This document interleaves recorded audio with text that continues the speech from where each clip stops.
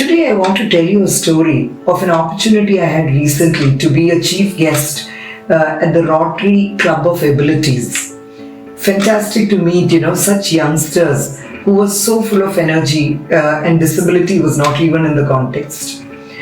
So, in my 8-minute speech, I actually took up the story of my father, dear father whom I lost on a cold January morning, and post that, how I found groups of people who had come to share their condolences with us, actually speak with a lot of concern of how our lives would go forward. Later, 2 hours later, when the priest arrived, he arrived with the adopted son who could actually perform the last rites of my father. But me being who I am, I took charge. And I actually asked the priest who this gentleman was, and learning who he was, I said I am absolutely well positioned to take charge.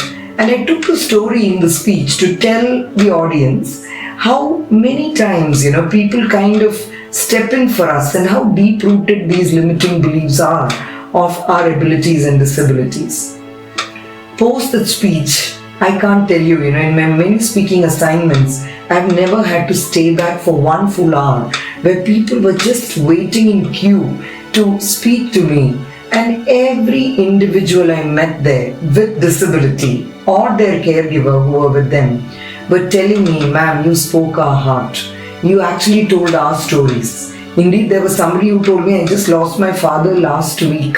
And somebody who messaged me saying, we face these discriminations more so from our families. And I'm talking about well-accomplished people with disabilities in the room. But I was amazed to see how connected we are as human beings, how much we face discriminations from so many intersectionalities and so many points that we grow up from. A great point of awakening to retrospect, go deep in to see what are those limiting beliefs that we are holding and how often do we overprotect people. Thank you.